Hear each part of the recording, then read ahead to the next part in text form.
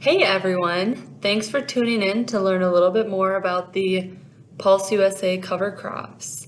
In this video, we're going to focus on the Grazer 2.0 mix. So the Grazer 2.0 is really a spin-off of our original Grazer mix, okay? So the original Grazer mix was designed to provide forage for rotational or continuous grazing during the cooler months. So generally that one's planted early on in the season, starting in April. So today we're focusing on the mix that we have concocted to be able to plant a little bit later, starting generally in that end of May to beginning of June timeframe. So this is a really great option when it comes to needing to plant a forage mix for grazing purposes when you're not able to go out there and plant it early on in the springtime. So this is a really important mix for us to be talking about right now because we have producers in some areas who are preparing to be delayed with planting, right? We also have people that are talking about preventive plants. So this is something that is great to be considering right now if you're dealing with the possibility of not being able to plant your normal annual forages early on in the springtime.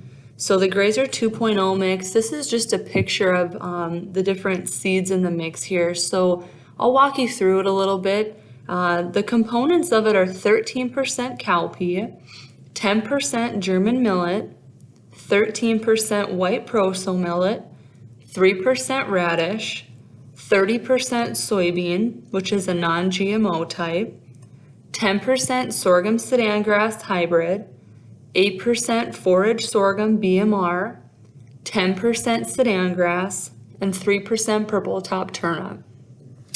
So the vast majority of these components are all warm season options. So it's crucial that this mix gets planted once those soil temperatures have warmed up into like that 50-degree temperature range. We do have some cool season components in this mixture, and I'll explain to you a little bit later on why those are incorporated into here. So this first photo here was taken on July 23rd. So this gives you a good idea of what that plant growth is going to look like approximately 45 days after planting. As you can see, most of the species in this mix that are predominantly viewable are the grasses. Now, that is because 51% of this blend is grasses. So it makes sense to be able to look at this and think, okay, where are the legumes? Where are the brassicas? Now, if you'd look at this mix on a full field scale rather than just these photos, you'll be able to find those brassicas and those legumes, but just given the density of the grasses and the growth of them in comparison to the other species that are in there, that's why you're seeing them mostly in this photo compared to those others. Now, the purpose of the legumes in this mix are to help provide supplemental feed values and added protein contents. So we don't necessarily need those legumes to be as noticeable as the grasses in the mixture. We just need them to serve their purpose, right? So once we get to this stage, you really could consider doing a cutting at this point. Now, some producers do choose to wait a little bit longer, but I would recommend that once we hit this 45 to 50 day time period, so once we hit that 45 to 50 day period after planting, that's really when we recommend to go out there and take that first cutting of the mixture. Now, some producers do choose to wait a little bit longer and consider cutting it for silage, which you could certainly do that as well, but that isn't necessarily what the mix was designed for. So at this point in the year, so we're figuring based on planting this at the end of May, And now we're fast forwarded here to about the end of July to go ahead and cut that down and get ready to get that put into a bale. So these next photos here is going to show you what that cutting looks like. So this photo was taken on July 28th. So really closer to probably that 60-day time period as far as when it actually did get cut and put down. So it is okay if it gets extended out a little bit past that 45 to 50-day window. You know, in July, some things can happen with our, summer rains and that sort of thing. So I wouldn't lose too much sleep about getting that window extended out a little bit further, because the best is yet to come with this mix. So one of the really great things about the Grazer 2.0 mix is that we're doing two purposes here. So we're first cutting it for forage to get that put into a bale to use for feeding throughout the fall and winter months.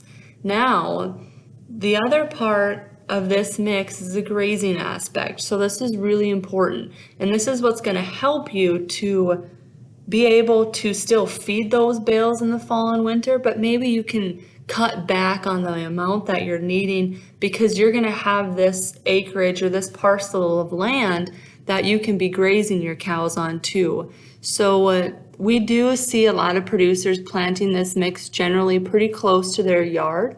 So that way, once you do take your cows home for the winter, you have this Grazer 2.0 mix close to your yard, and it's easy to be able to monitor them in an area that's relatively close to your yard and everything that you're doing there. So here's where that really fun stuff happens. After we've gone out there and we've cut it, you can see in this photo taken on July 28th, here's a picture of what we're seeing as far as regrowth.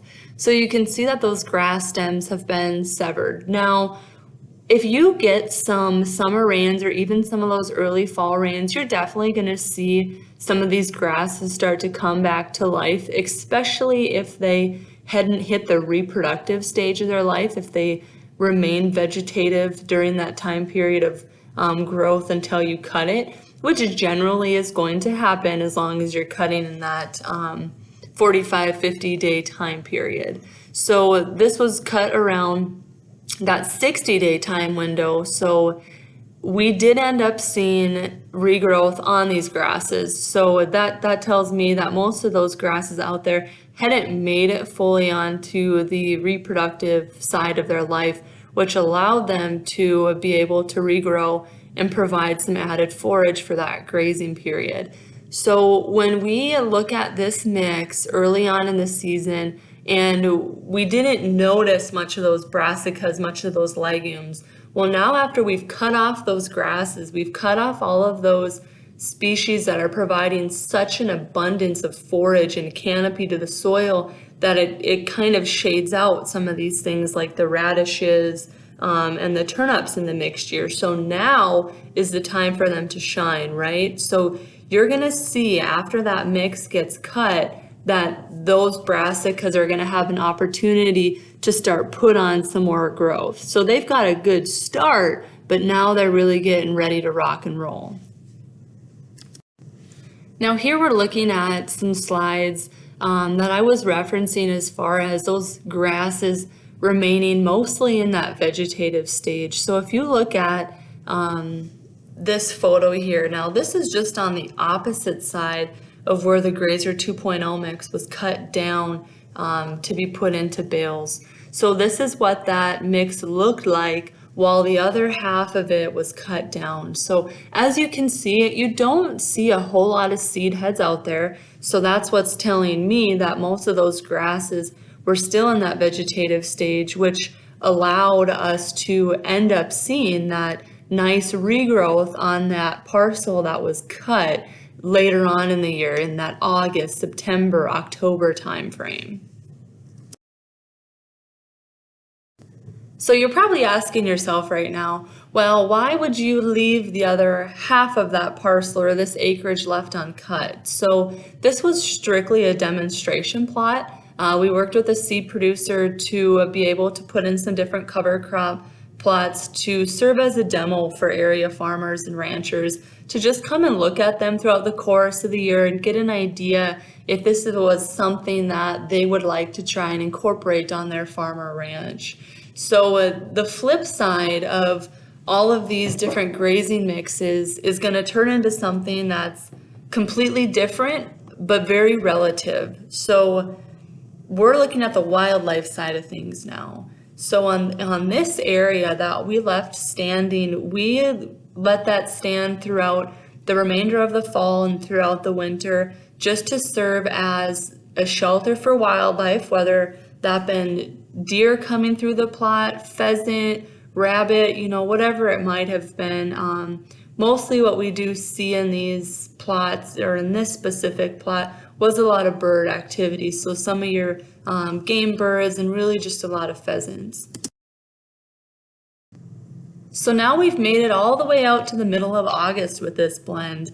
And at this point in the year, though this mix was designed to serve as a purpose for grazing or haying to grazing systems, we're seeing it being resourceful for wildlife. So now that we have all of these plants that have went into their reproductive stages, you see all of those seed heads out there, that's where you're starting to attract more of those birds. So in the fall of the year, when you're starting to go pheasant hunting mostly, this is going to be a nice mix to be able to provide plenty of shelter for those birds, but it's obviously not going to be a mix that you're going to be able to walk through very well. So this would be, if you're wanting to see what it can do for you on the wildlife side of things, it would be something that you would need to kind of stand back from and probably let a dog through it to kick up any birds, that sort of thing. So the last thing I'm going to touch on here is just tying it all in together. So we're going to revert back to the general basics and guidelines for planting this mix and how to prepare for it. So we are recommending this mix to be planted at a depth of 1/2 inch. Now we have species in this mixture that can be seeded at shallower depths than that and also deeper depths than that. So it's important to do our best to try and find a happy medium, and that's where we come up with 1/2 inch. We recommend a drilled seeding rate of 31.5 pounds per acre and a broadcasted seeding rate of 39 pounds per acre. This should be planted between June and August, just depending on what you're looking to accomplish it, when, and how. This mix also requires inoculant for both the cowpeas and the soybeans. So depending on the brand that you like to go with, this is going to require 2 different inoculants since the cowpeas and the soybeans have 2 different strains of rhizobium. I want to thank all of you for tuning in today and taking some time to learn about our Grazer 2.0 mix. We will have many more videos coming here in the future to highlight each of our different branded mixes here at Pulse USA. And I so look forward to the opportunity to continue to educate you virtually through these videos. If you ever have any questions, please don't hesitate to contact our office or to check out our website.